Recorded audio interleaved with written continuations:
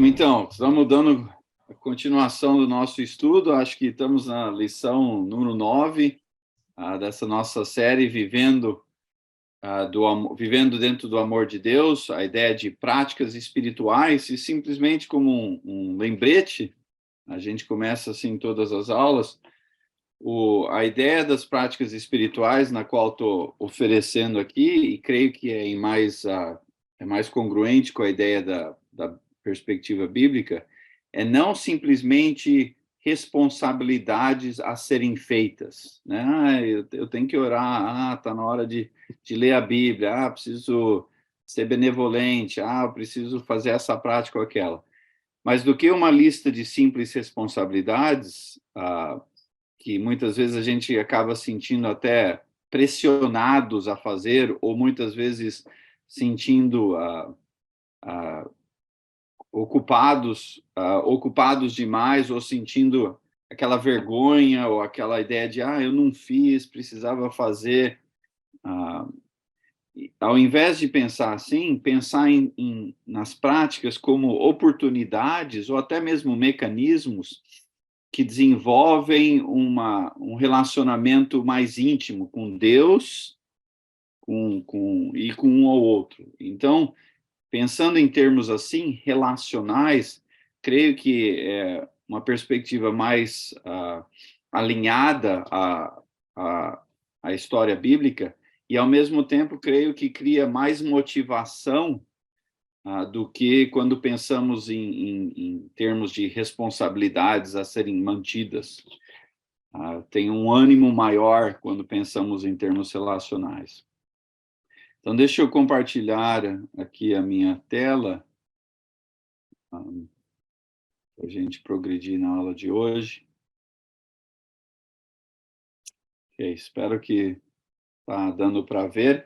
E lembrando, os irmãos, do jeito que a tela, quando eu compartilho minha tela aqui, do jeito que o programa se organiza, fica mais fácil se você clicar na mãozinha aí para falar, e aí porque vai no topo da minha tela. Aí eu sei que tem alguém querendo falar, ou pelo menos, ou no mínimo, você habilita seu microfone e aí interjeta na conversa. Mas com a mãozinha fica mais simples e mais fácil de eu saber de quem está querendo comentar.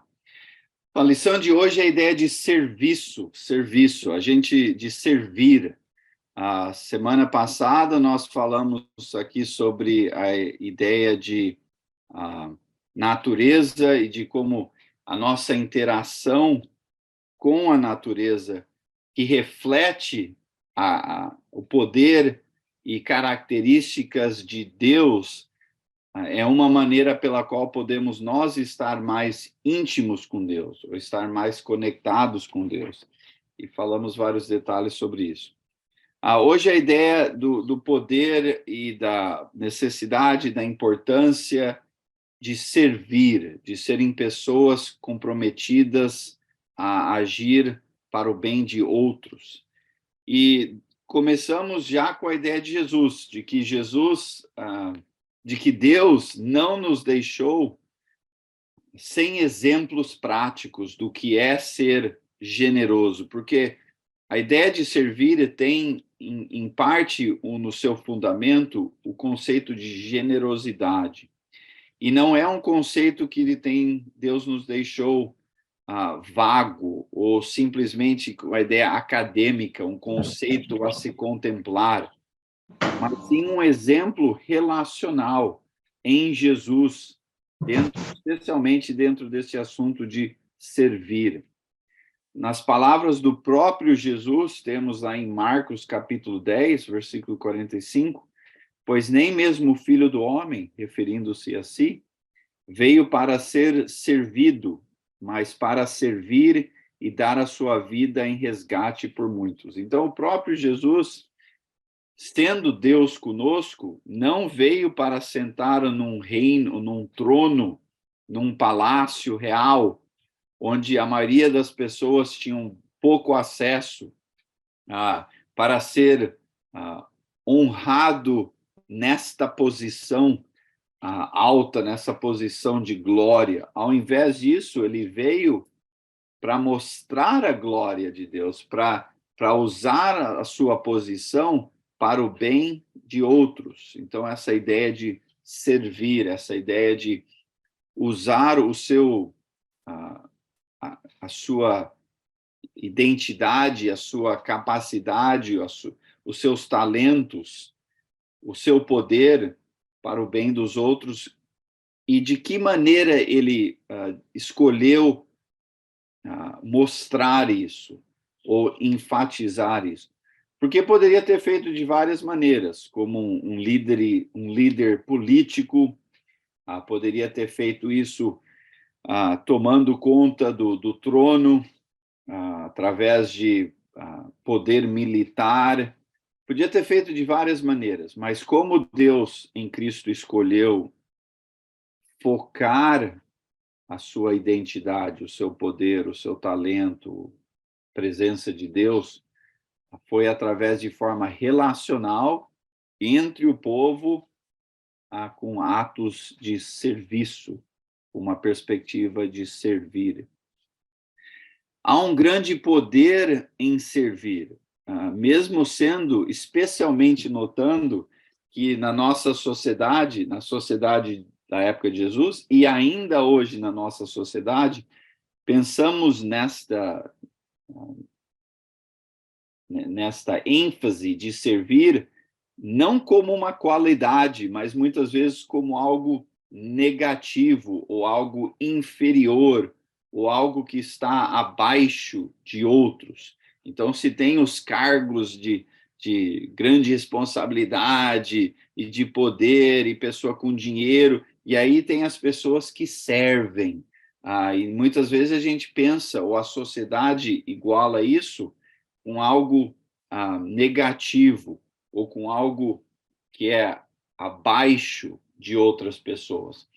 Sendo assim, raramente se conversa sobre esse tema em termos de uma qualidade, ou em termos de algo que devemos buscar, ou raramente você ouve crianças falar, quando eu crescer eu quero ser um grande servo. Pessoas não pensam assim, né? A gente pensa em termos de poder, dinheiro, status e assim por diante. Mas há um grande poder, já que vamos usar essa linguagem, há um grande poder em ser um servo, no ato de servir. E quero enfatizar aqui 3 lados desse conceito de em servir-se há poder. Para começar, se dá uma liberdade, e somos libertos através do servir. A liberdade e poder em servir aos outros. Ao servir os outros, quando somos forçados a olhar para fora de nós, no ato de servir, como é um foco no outro, eu vou servir alguém, eu vou servir uma situação, uma pessoa, uma ênfase. Então, sendo assim, o foco sai de mim para outro. Eu sou liberto, então, dos meus próprios interesses, da minha própria possível tendência à arrogância, da minha possível tendência a se sentir superior, da tendência de eu ser puxado para dentro desse conceito da sociedade de que alguém é superior, alguém é inferior. Ao focar no servir outros, eu me liberto destas tendências, eu me liberto dessas possibilidades, eu me liberto dessas perspectivas limitadas e distorcidas. Então, ao servir, quanto mais eu sirvo, menos eu foco em mim, mais eu foco no outro, mais eu presto atenção nas necessidades ao meu redor, porque estou buscando servir, eu tenho menos a tendência de crescer em mim arrogância, superioridade, a ilusão da superioridade, a tendência de pensar que eu sou melhor que alguém e que servir está abaixo de mim. A sociedade tem está tentando nos ensinar esses conceitos distorcidos, está tentando nos escravizar a esses conceitos. Mas quando eu foco no ato de servir, há uma liberdade que vem com isso. Não só uma liberdade do que já se foi notado, o meu foco é não só o meu foco não é em mim, o meu foco é nos outros, como já vou enfatizar um terceiro ponto aqui, mas é um foco também em Jesus. Então, ao focar em algo além de mim, sendo Jesus e ou os outros, eu estou sendo liberto. Então, vamos ver sobre essa ideia de focar em Cristo.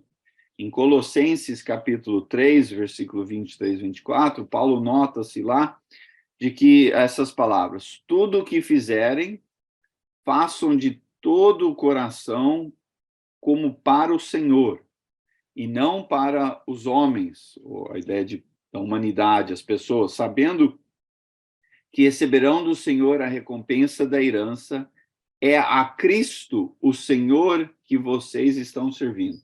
E ali é no final de um trecho onde está falando sobre as pessoas que estavam se convertendo a Cristo, porém, na sociedade ainda eram servos ou escravos, e muitas versões dessa palavra, onde isso eram forçados a serem isso. Porém, Paulo diz, aonde você se encaixa na sociedade, dentro da perspectiva da sociedade, é algo que você está demandado a fazer, forçado a fazer e categorizado a ser algo menos do que as pessoas, a ser algo menor, algo inferior. Porém, o que você pode mudar é a sua perspectiva, o seu foco. E o seu foco é do que você fazer as coisas porque você é mandado a fazer, você faz as coisas ou até mais do que é esperado de você, porque o seu foco é em Jesus. Como a maioria de nós, creio que ninguém aqui está escravizado na nossa cultura, pode estar sendo oprimido na nossa sociedade, mas a ideia de escravo não se encaixa, creio que a ninguém aqui. Porém, uma aplicação mais moderna a este conceito seria, no seu trabalho, por exemplo, você tem certas responsabilidades e certas coisas impostas a você, que você tem que fazer. Do que pensar assim, se focar na ideia de o que eu estou fazendo não é porque foi demandado de mim, ou não é simplesmente porque foi exigido de mim, mas porque eu estou fazendo isto para como uma gratidão, ou uma ênfase, ou um foco no meu relacionamento com Jesus. Então, seja lá no trabalho que você tem, ou pensa até talvez no seu relacionamento. Do que quando o casamento começa, quando você está namorando, é um relacionamento circular. O que isso quer dizer? Eu faço coisas boas ao meu cônjuge porque o meu cônjuge faz coisas boas a mim, que me leva a fazer coisas boas, que leva o meu cônjuge a fazer coisas boas. Então, é um relacionamento que não é um relacionamento interesseiro, isso é uma palavra talvez muito forte, mas é um relacionamento que temos interesse um no outro porque o outro tem interesse em nós. E este pensamento circular nos leva a fazer atos de romance ou atos de enfatizar um ao outro, de querer passar tempo junto, de falar coisas bonitas um para o outro, de fazer elogios, porque eu me sinto bem e porque eu me sinto bem, eu faço essas coisas para o meu cônjuge. E o meu cônjuge se sente bem porque eu faço essas coisas para o meu cônjuge, que faz, então, coisas para mim. E aí fica naquele influência circular. No entanto, isso permite um bom começo a um relacionamento, mas essa estrutura ou esse relacionamento circular, não é possível se manter esta estrutura no decorrer do dia a dia, porque eventualmente tem a rotina da vida, tem as dificuldades aí de saúde, aí tem sogra e sogro, e criança, e doença, e estresse do trabalho. Então, inevitavelmente, eu vou ter momentos que eu não me sinto bem. E porque eu não me sinto bem, eu não ajo da melhor maneira possível rumo, em direção ao meu cônjuge, que então também não se sente bem, talvez por causa de eu não tratar eles, o meu cônjuge, com maior ênfase, ou talvez pela próxima dificuldade do cônjuge estar tendo na vida. E aí, do que ser um relacionamento circular ao positivo, se torna um relacionamento circular ao negativo. Eu não me sinto bem, não trato bem. Meu cônjuge não é tratado bem, não sente bem, não me trata bem. E aí fica um esperando o outro a tratar bem. Se minha esposa fosse melhor, me tratasse bem, fosse mais amorosa, mais não sei o quê, aí eu seria mais romântico, mais isso, mais aquilo, mais aquilo. E ela pensa assim também, então se torna um relacionamento difícil, e acabamos criando, então, um padrão, um hábito negativo, porque temos uma ênfase circular que está truncada no negativo.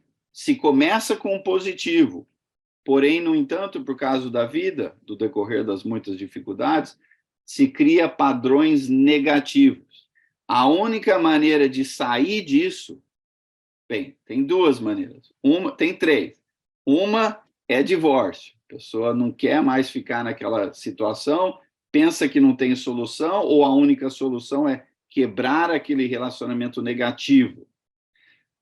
Sim, funciona a um certo nível. O problema, no entanto, é no próximo relacionamento, se começa com o positivo, o relacionamento circular positivo, que inevitavelmente vai, eventualmente, ter as mesmas dificuldades, mesmo que por situações diferentes, daquela função circular rumo ao negativo. Então, é uma solução, na melhor das hipóteses, temporárias.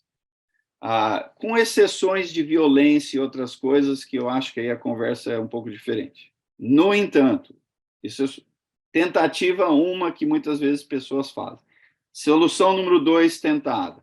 A situação é ruim, mas eu falei que eu ia casar até que a morte nos separe, então a pessoa fica naquele meio negativo ou neutro a negativo e fica ali truncado fica lá meio que um resmungando com o outro, mas a gente vai empurrando a vida com a barriga. Opção 3 é transformar a dinâmica do casamento. Não no esperar que o meu cônjuge me trate diferente, mas eu vou tratar o meu cônjuge diferente, e aqui é o bem importante, não pela motivação que, então, assim, o meu cônjuge vai me tratar bem, porque se eu tenho essa motivação e o meu cônjuge não me imediatamente trata bem, eu fico mais negativo ainda. Mas eu vou tratar o meu cônjuge bem novamente, mesmo que estamos num ciclo negativo. Por quê? Porque eu vou focar no meu relacionamento com Jesus. Então, é uma força exterior ao sistema que transforma o sistema, porque eu agora vou agir bem por causa de Jesus. Mesmo se meu cônjuge reclama, fica lá perturbando, não sei o que, eu insisto no bem por causa de Jesus. O que inevitavelmente transforma o sistema. Pode não ser amanhã ou semana que vem, mas transforma. Porque estávamos truncados num padrão negativo, ao agir de forma diferente, se transforma o sistema. Eventualmente. E principalmente se eu permanecer neste diferente, em tratar a diferente. E mais uma vez, por quê? Por causa de Jesus. Então, é um conceito transformador. A presença de Deus conosco, em Jesus, transforma um sistema caótico, negativo, truncado, de forma circular, ao positivo. O que é um conceito, um simbolismo que vem desde Gênesis 1, que começa-se um mundo caótico, a presença do Espírito de Deus transforma o negócio rumo ao jardim do Éden. E assim por diante, em vários outros exemplos, aqui se culminando em Jesus. Então, cria-se uma liberdade porque eu foco além de mim, em Jesus ou no bem-estar dos outros. Que é um conectado com o outro. Eu foco no bem-estar dos outros porque eu estou focando em Jesus. Em Lucas capítulo 22, versículo 24 a 27, os discípulos de Jesus estavam em discussão um com o outro. Sobre o quê? Vamos lá. Surgiu também uma discussão entre eles acerca de qual deles era considerado o maior. Jesus lhe disse: os reis das nações dominam sobre elas, e os que exercem autoridade sobre elas são chamados benfeitores. Mas vocês não serão assim. Ao contrário, o maior entre vocês deverá ser como o mais jovem, e aquele que governa como o que serve. Pois quem é maior, o que está à mesa ou o que serve? Não é o que está à mesa, mas eu estou entre vocês como quem serve. Então, o que Jesus está dizendo aqui? Jesus está criando uma maneira de refrasear ou refocar a realidade. Como o mundo pensa é assim: quem tem poder está acima, quem está acima tem poder. E quem tem poder exerce poder sobre os outros. E de que isso é algo almejado, que devemos querer. Só que essa perspectiva, quem está acima pode estar, de uma forma ou outra, tendo uma vida de forma boa. Porém, é ao custo dos outros. Jesus diz, no entanto, no reino que eu estou restaurando ou reintroduzindo nesta bagunça, é um foco diferente. O foco é o que muda. E ao mudar o foco, se muda a realidade. E é nesta ordem. Se muda a maneira de pensar, que se muda a maneira de eu agir, que eventualmente impacta a dinâmica do sistema que é negativo. Muitas vezes a gente fica esperando o sistema melhorar, o governo melhorar, a política melhorar, a polícia melhorar, o meu casamento melhorar, para eu então agir de forma diferente, para eu então me sentir bem. O foco tem que ser diferente. Eu penso diferente, ajo diferente, impacta o sistema rumo a diferente e, eventualmente, eu posso me sentir... O sentimento é consequência, não é a ênfase. Então, o que Jesus está falando, no reino, você do que tentar ficar acima, empurrando a pessoa para baixo, eu quero que você venha para baixo, empurrando a pessoa para cima. Do que você achar que eu tenho que ser o primeiro na fila, eu vou para o fim da fila, para que outros vão para frente. Do que você achar que poder está em governar, o poder está em servir. E Jesus diz, e eu ilustro isso. não só teoricamente, eu estou ilustrando isso na maneira na qual Jesus age. Então, mais uma vez, se muda o foco, aí isso leva a um agir diferente, e este agir diferente impacta o sistema que está truncado num circular negativo. E ao fazer isto, a gente começa a mudar o mundo ao nosso redor. E foi isso que Jesus fez. Jesus veio com uma perspectiva diferente, agiu de forma diferente, encorajou, exemplificou e encorajou outros a agir de forma diferente, gradativamente impactando o mundo ao seu redor. Voltando ao casamento. Eu estou enfatizando o casamento hoje porque eu passei 3 horas lendo sobre isso hoje. Eu não sei se vocês sabem, eu voltei à escola, estou fazendo um mestrado em terapia de família e casamento. Então, estou aí fazendo tarefa, lendo livro, e a leitura de hoje era sobre isso, a ideia de como transformar o sistema. Se você pensa no seu casamento, ou até na igreja, pode pensar nos relacionamentos na igreja. Se é uma situação negativa, se a congregação está assim num fervo meio ruim, se nota-se o padrão de relacionamento, se tem um sistema que está ruim, negativo, estão truncados num padrão negativo. Eu falo uma coisa, você reage de uma maneira que me faz reagir de uma maneira, e é tudo negativo e a gente fica repetindo esse padrão. Você chega em casa já meio nervoso porque o dia foi ruim, na expectativa que você vai chegar em casa e sua esposa não vai te tratar bem. Então você já entra na casa procurando oportunidade para notar que a sua esposa não te trata bem. Sua esposa está na expectativa de você chegar nervoso, chegar falando coisa ruim, criticando, então ela já está no resguardo. Você entra, bate a porta, oi, o que tem para janta? A gente está fazendo, eu esquentei o que tinha para ontem. Pô, mas de novo? Mas eu estava ocupado em casa aqui. Aí fica aquele padrão, fica aquela mesma discussão se repete quase todo dia. Ao invés, você tem que pensar diferente, consequentemente agir diferente do comum padrão, transformando-se então o padrão.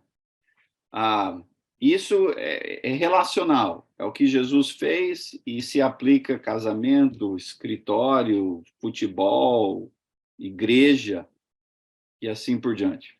Algum comentário, pergunta até então, antes da gente entrar no nosso próximo ponto aqui?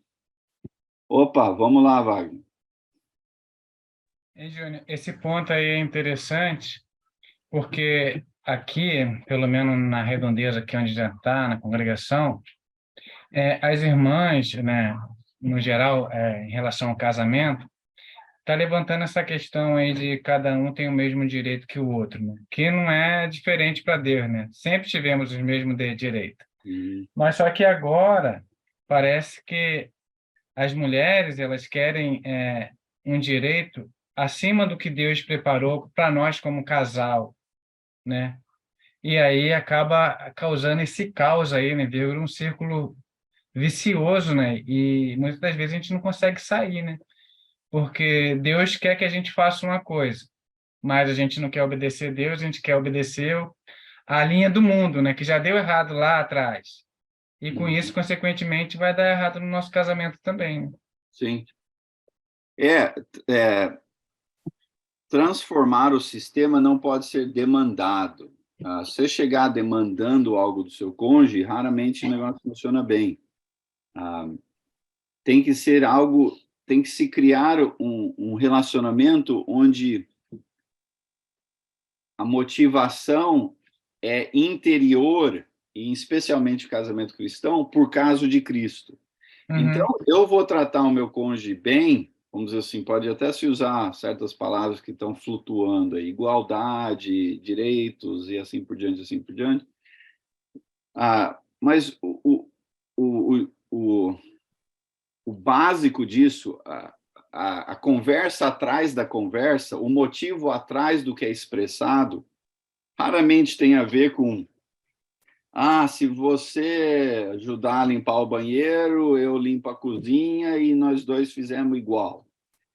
Tem mais a ver com como se trata um ao outro, como a pessoa sente ao ser tratada pelo outro.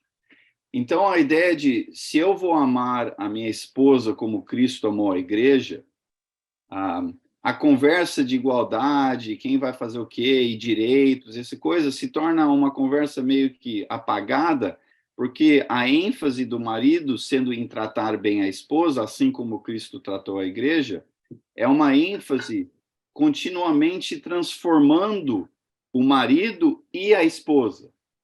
E a esposa, ao pensar, se tratar o marido assim como a, a igreja interagiu com Jesus, assim como Cristo quer que, assim como Cristo se submeteu a Deus, Jesus quer que a esposa se submeta. É um submeter diferente que a sociedade impõe. E tem muito marido que está querendo que a esposa se submete, usando o fraseado bíblico, mas, na verdade, está querendo que a esposa, basicamente, seja empregada, assim como a sociedade enfatiza, o machismo enfatiza.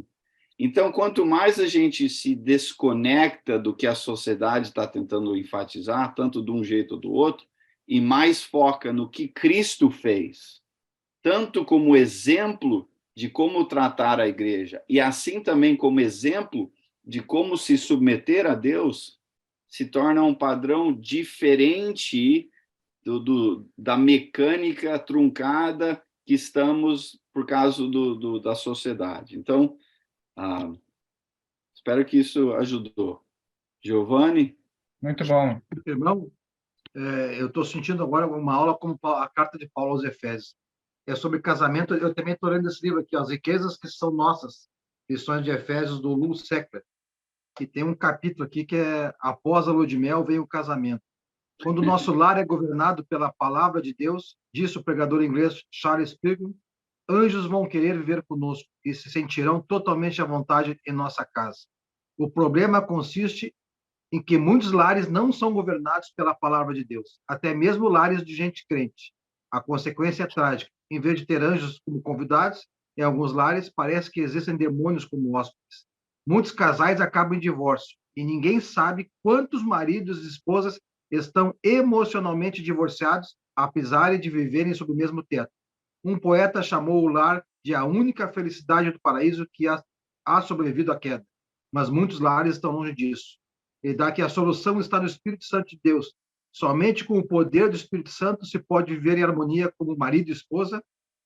Efésios capítulo 5, versículo 22 e 23. O irmão acabou de falar de Cristo, que amou a igreja. Pais e filhos, empregados e patrões, a unidade do povo de Deus, descrita por Paulo em Efésios, deve ser aplicada na vida diária, se queremos desfrutar na terra a harmonia como há no céu. Então, o irmão explicou bem, o nosso foco é Cristo. Assim como Cristo amou a igreja, nós temos que amar a esposa, filhos, empregados, irmãos e por aí afora. Sim, e muitas vezes os padrões que temos no nosso casamento, padrão negativo, né, a esposa reclama, o marido ignora, ou o marido grita, a esposa reclama, seja lá o que for, são tentativas, porém com resultados negativos, mas são tentativas de se corrigir um relacionamento que não está ideal. E muitas vezes a pessoa não sabe ou não tem hábito ou nunca aprendeu em como expressar a necessidade de uma correção no relacionamento. Então a gente usa essas táticas, muitas vezes sem consciência, estas táticas com resultados negativos, porém com motivação boa. Estamos tentando resolver ou amadurecer, ou a esposa muitas vezes está tentando pedir mais intimidade do marido, mas por não saber como fazer isso, reclama. O marido, por não entender que a esposa está tentando pedir mais intimidade, fica irritado com a reclamação e se distancia. E aí fica um padrão relacional negativo, repetitivo, que não se melhora nada, mesmo com boas motivações de querer um relacionamento melhor. Então, o que precisa fazer, mais uma vez, sendo Jesus uma força de fora daquele sistema truncado, onde do que eu agir, minha esposa reclama, normalmente eu me distancio. Do que eu fazer isso, eu vou agir de forma diferente por causa de Jesus, porque minha esposa ainda reclama. Então, eu chego em casa com uma perspectiva diferente. Normalmente, eu chego, a esposa reclama, eu vou lá assistir jogo de futebol. Ao invés disso, antes de chegar em casa, eu mando um texto lá para minha esposa. Olha, sei que tem sido um dia difícil para você, que tal a gente sair para jantar? Se você já fez algo, a gente come amanhã. Se apronta, eu vou chegar em casa e vou levar você para comer fora. Já vai ser difícil você chegar em casa e a esposa primeiramente reclamar, porque já é uma reação diferente. Tá vendo o exemplo? É um exemplo. E assim por fora. Então, assim por diante. Quanto mais a gente muda o sistema por causa de Jesus e a minha ênfase em Jesus, a coisa começa de forma circular ir para o bem. Tá? Wagner? Eu tenho só um Acho desfecho. que é o Giovanni depois. que está na frente, Júnior. Opa, vai lá, Giovanni. Desculpa, É só um desfecho. Eu não me esqueço do ensinamento do teu pai. Isso me ajuda muito nas relações conjugais e também com irmãos. Ele disse uma vez no estudo da Carta aos Coríntios, se não me engano, tudo que nós fizermos a um irmão, nós estamos fazendo diretamente a Cristo. Pois Sim. o irmão ou a esposa, alguém, pertence ao corpo de Cristo. Então, é grave, né? É grave. Então, quando acontece isso, eu penso, opa, não é minha esposa, não é meu irmão, é Cristo. É para Cristo que eu estou magoando. Então, isso é bom para fazer a gente refletir. Eu vou te dar um outro exemplo aí. Bem, vamos lá, Wagner. Primeiro aí eu dou um exemplo. O interessante que você está falando, Júnior, é que, assim, às vezes, por exemplo, hoje eu cheguei do trabalho, a Ana, ela cuida do pai dela, que está acamado, e ela estava cuidando da casa. Então, tinha parte de fora ainda para fazer. E parecia que o meu corpo estava igual aquele filho que o pai falou assim, você vai para a vinha? Ele falou não. O outro falou, vou. Aí não não. foi, o que disse não foi. O que disse que não foi. E eu estava mais para aquele de que não ia fazer, né? Uhum. Mas quando cheguei dentro de casa e vi ela toda suada, toda...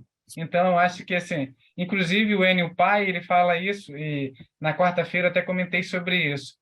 Se o nosso foco está em Jesus e no reino, não importa o que está em volta. Se eu estou no reino, querendo praticar o que Jesus realmente quer para a gente, eu acho que o acerto da gente vai ser sempre maior no relacionamento com nossas esposas e com nossos irmãos e nossos filhos também. Sim. Um ótimo exemplo. Vou te dar um outro. Como eu estou lendo tudo isso, e tem sido leitura difícil, cara. Eu leio essas coisas, o casamento, família, criação de filho, cara, me dói o coração, porque todas as coisas que eu estou fazendo errado. Então, isso é uma leitura, assim, com dor de cabeça no final da leitura. Mas um exemplo ontem, eu estava no quarto, eu estava indo tomar banho, a Beck falou um negócio para o Lucas lá sobre tarefa, ele deu uma resposta bem desobediente e desrespeitosa. Normalmente eu saio do quarto fumigando, sim, chegando no Lucas, né? Para como que você não vai falar assim com a sua mãe, né? E chego intimidando. E normalmente ou ele tenta dar uma de galo índio, ou ele acaba se calando porque a intensidade na qual eu estou conversando com ele ou gritando. Só que tanto um quanto o outro, ele se sente machucado, magoado, irritado, bravo e assim por diante. Ao invés do que eu fiz dessa vez, eu dei uma respirada, fui tomar banho, Depois do banho, fiquei pensando no chuveiro lá, o que falar. Saí do chuveiro, fui, e ele estava no quarto dele já nessa altura, que a Beg já tinha falado para ele ir para o quarto. Saí, fui lá no quarto, conversei com ele um pouco sobre umas coisas que eu tinha feito no dia, sobre esporte, lá umas coisas que não tinha nada a ver com nada. E aí eu falei para ele que eu tinha ouvido o que ele falou, que normalmente eu sairia gritando com ele, algo que eu estou tentando fazer diferente, porque não acho que isso ajuda a pedir perdão para ele pelas outras vezes que eu tinha feito isso. Falei para ele que o que ele tinha falado saiu de forma bem desobediente, bem dura, se é isso que ele tinha em mente ou se ele podia explicar para mim de forma diferente, com mais palavras. Aí ele explicou que ele estava irritado, que a mãe dele tinha falado para fazer tarefa, ela já tinha falado uma vez, ele estava indo fazer, e eu falei, o que você preferiria que a mãe falasse diferente? Se ela falar uma vez e me deixar fazer. Tá, por que você acha que ela fala várias vezes? Porque tem vezes que eu não faço. Então, o que você prefere? Fala uma vez e aí você vai fazer. E se você não fizer, qual que seria uma boa consequência na sua perspectiva? Aí talvez ela pode falar de novo, tirar videogame, uma coisa. Então tá bom.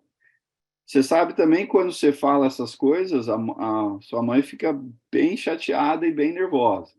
Normalmente eu demando que você vai pedir desculpa, mas muitas vezes você vai, por ser demandado, você pede uma desculpa não muito sincera. Dessa vez eu não vou demandar, vou deixar que você faça o que você achar melhor, ciente de que o relacionamento pode ser melhorado ou piorado com a maneira que a gente trata um ao outro. Aí saí, fui lá assistir TV, meia hora depois ele entrou lá, pediu desculpa, foi fazer a tarefa. Então, uma vitória, uma. Mas tem que mudar o sistema. Se eu agisse da mesma maneira, ele vai agir da mesma maneira, que age da mesma maneira, que deixa todo mundo bravo. Difícil. Mas é Jesus focando, a gente vai melhorando. Em Mateus capítulo 5, versículo 16, Jesus disse, em Mateus 5, 6 e 7, que a gente chama Sermão da Montanha, Jesus está falando para um grupo de pessoas, se você ler o final do capítulo 4, pessoas pobres, rejeitadas, oprimidas, doentes, o povão. E ele fala ao povo de forma capacitando eles.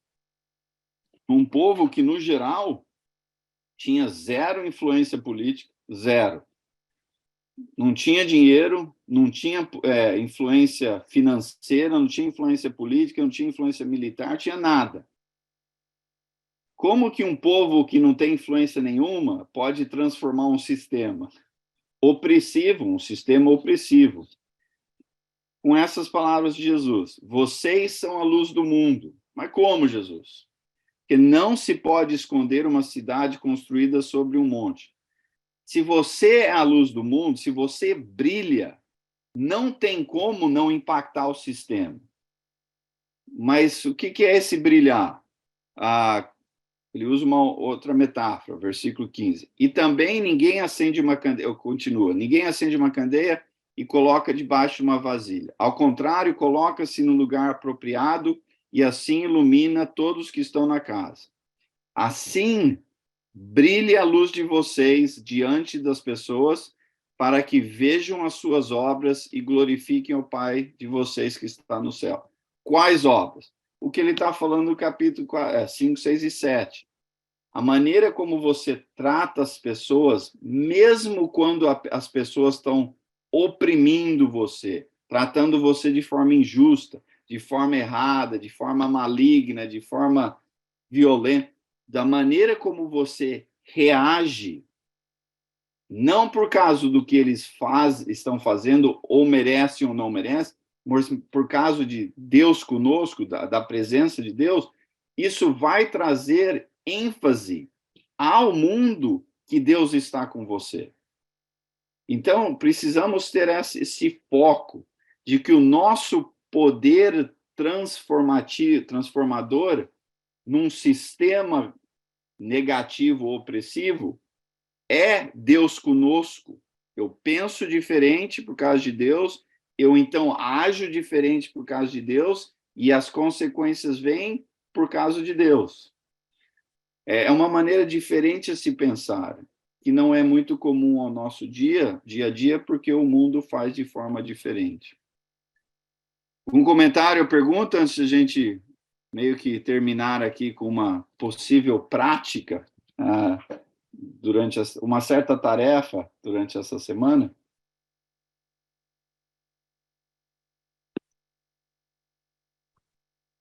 Ok. Então, qual que é a prática, né? Normalmente a gente só tem 2 pontos. Um introduzindo meio que a teologia da prática, da disciplina espiritual, e o segundo ponto é pondo na prática. Então, nosso segundo ponto aqui é pôr na prática. Relembrando-se de Paulo, em suas viagens missionárias, ele estava dando despedida aos presbíteros em Éfeso, em Atos 20, e lá ele lembra a eles do serviço do servir que ele teve quando estava com eles. E esse servir teve um impacto naquela comunidade de fé, e Paulo lembra eles, para eles fazer assim também, e lembra eles que o motivo pela qual Paulo fez isto é pelas palavras que ele lembra de Jesus: mais bem-aventurado dar do que receber. A ideia aqui não é nem necessariamente dar presente, é o dar de si, do seu emocional, do seu tempo, da sua energia, da sua generosidade, da sua benevolência, da sua caridade, do seu amor, da sua paciência. E Paulo diz: eu fiz isso com vocês, que teve, obviamente, um resultado, porque tem uma comunidade de fé ali, e assim peço para vocês fazer isto aos outros, e lembrando a todos que o motivo é porque Jesus era mais sobre dar do que receber. Jesus veio para melhorar o mundo ao seu redor, do que esperar que o mundo tratasse ele de certa maneira ou outra. Então, isso em resumo do que já falamos até aqui. Essa semana, a sugestão é você procurar oportunidades para pôr essa disciplina na prática. Chamo isso de disciplina porque é um hábito a se desenvolver. A ideia de servir assim como Cristo serviu é um hábito que precisamos desenvolver, porque é um hábito que começa com a mudança da nossa mente, da nossa perspectiva, então o nosso agir e, consequentemente, o impacto no nosso mundo ao redor. Meu pai? Ô, Júnior, levando em consideração que a gente está servindo e que a justiça de Deus se revela no Evangelho de fé em fé, então, cada vez que a gente obedece e serve ao irmão, nós estamos sendo os transmissores, os intermediários da justiça de Deus àquele irmão a quem a gente está amando. Em outras palavras, é através de nós que Deus concede a sua justiça na vida de outras pessoas quando servimos as outras pessoas. Sim. Nós se tornamos os transmissores, os intermediários, os portadores da justiça de Deus àqueles a quem nós estamos servindo. Muito bem dito. E assim trazemos glória, ou refletimos a glória a Deus, porque fazemos isso porque Deus está conosco, então glorificamos Deus através dos nossos relacionamentos, das nossas interações relacionais, ao servir outros. Muito bem. Giovanni? Vamos ver se eu aprendi lá com o professor em Bauru, lá. Apontei aqui, ó. O serviço de Deus na fé é o amor que procede de um coração puro, de uma boa consciência e de uma fé sincera. Tá certo, professor? Ó, nota 9,9. Isso lá, tá bom. 9,9. E mais uma coisa que eu quero falar sobre essa ideia de padrões relacionais. É coisa que a gente aprende sem saber que está aprendendo. Raramente agimos de certas formas negativas porque estamos querendo ser negativos, porque estamos tentando destruir o nosso casamento. Agimos de forma da qual agimos porque é isso que sabemos. E muitas vezes aprendemos isso com nossos familiares, que aprenderam isso com os familiares deles, que aprenderam isso com a sociedade ao seu redor. Então, não é por motivos ruins. São padrões que agimos daquela maneira. Então, ao reconhecer, quanto mais reconhecemos isso, e Jesus, por exemplificar um padrão diferente, nos ajuda a notar que temos um padrão deficiente em como agimos com as pessoas. E quando vamos cada vez mais fazendo essas pequenas mudanças, vai mudando o nosso sistema familiar, nossos relacionamentos com amigos, inimigos, parentes, vizinhos, no serviço, governo e assim por diante. Então, é algo que precisamos gradativamente mudando e criando um padrão diferente. Com isso em mente, procure oportunidades assim. Se normalmente é a sua esposa que leva o lixo para fora, leva você. Se você está no serviço e normalmente você vê lá uma necessidade, normalmente aquilo fica 2, 3, 4 dias até alguém fazer algo, faz você. Se você normalmente reage de forma X quando o seu filho age de forma Y, reaja de forma diferente. Tudo isso são oportunidades de servir. Quando você normalmente tenta se pôr em primeiro, encoraja um outro aí no seu lugar. Quando você está entrando ali na fila do banco, deixa a pessoa atrás de você ir primeiro. Atos pequenos, não tem que ser coisa assim, vou dar minha vida, vou tomar um tiro por caso para salvar uma senhora. Não precisa ser algo tremendo assim. Coisas pequenas têm resultados grandes.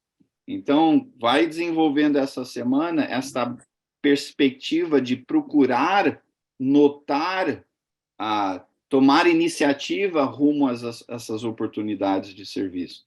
E se você quer ser até um pouco mais contemplativo sobre isto, pega um caderno aí, quando você está tentando agir de forma diferente, faz ali umas anotações, o que você está sentindo, por que você está pensando assim, o que normalmente como você normalmente age, por que você normalmente age assim.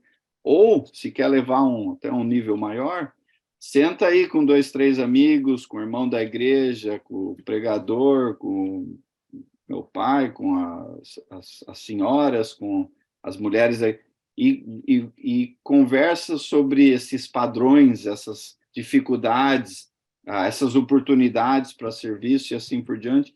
Isso tudo vai ajudando você individualmente e coletivamente crescendo como o exemplo de Jesus. Sandra, está com a mãozinha levada ali. Tem que dar isso. Tá, cheguei atrasada, mas deu de escutar bem o que o senhor falou aí. Assim, eu costumo dizer que a vida é um reflexo. Vamos ser queridos e não aborrecidos. Isso aí, a minha sogra disse há muitos anos atrás para mim, isso aí ficou na minha mente. Vamos ser queridos e não aborrecidos. E a vida é um reflexo, e nesse reflexo a gente tem, no caso, por exemplo, que você falou do casal, né? Então tem que fazer, brigou, tal, vamos fazer uma autoanálise. Faz uma autoanálise. A vida da gente, diariamente nós temos que fazer uma autoanálise, para ver onde a gente errou, o que eu fiz, será que eu fiz certo, será que eu não fiz certo? Então, aquilo ali, realmente, como o senhor falou ali, não tem necessidade de chegar em casa e brigar, nada não. E nesse tempo que a pessoa está trabalhando, né, eu sei que a vida é uma luta, né? Mas trabalhando tal, mas fica pensando, puxa vida, hoje eu vou tratar assim a minha esposa, hoje eu vou tratar assim meu marido, hoje eu vou... Então, assim, é uma autoanálise, né? E como dizia minha sogra, a vida é assim mesmo, vamos ser queridos e não aborrecidos. seja quem for, independente de ser marido e mulher, independente de ser vizinho, independente de ser amigo, vamos tratar as pessoas com amor e carinho. E outra coisa que eu acho maravilhoso é elogio. Isso é o que mais eu faço na minha vida. Eu elogio as pessoas.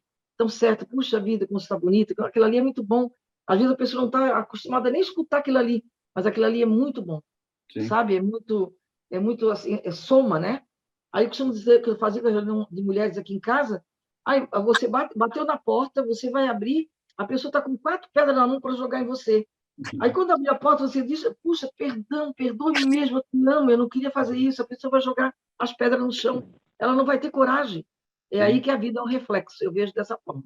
Sim, muito bem. Desculpa atrapalhar, tá, querido? Não, bons exemplos. Isso.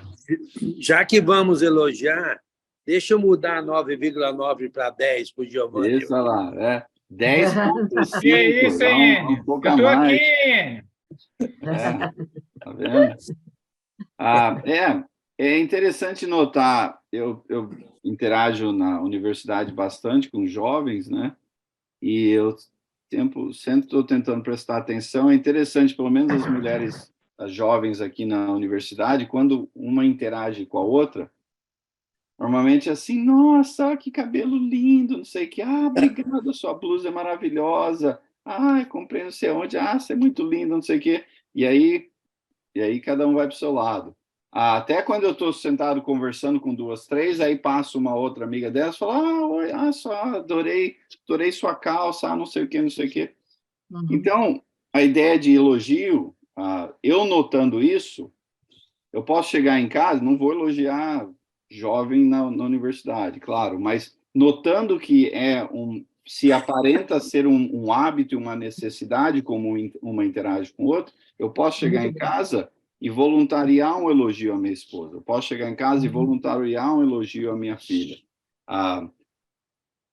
Se assumindo que isso vai fazer um bem. Se eu normalmente não faço isso e aí eu faço isso, estou criando já uma dinâmica diferenciada. Exatamente. E um exemplo. Muito bom. Wagner? Isso aí é interessante, Júnior, porque quando eu saio de manhã, a Ana tá bonita. Quando eu volto, ela tá linda. Você ia falar coisa errada aí, Wagner. Ei, Wagner. Que bonitinho. Eu sei que o Wagner ia falar algo errado ali. Muito bom, Wagner. Isso mesmo. Então, fica aí essa prática. Sabidinho, viu? Sabidinho, está aprendendo. Semana que vem a gente vai falar sobre a ideia de confissão, confessar, e qual é a importância, a teologia, a prática desta disciplina. Terminar aqui, compartilhar. Então, fica por isso hoje.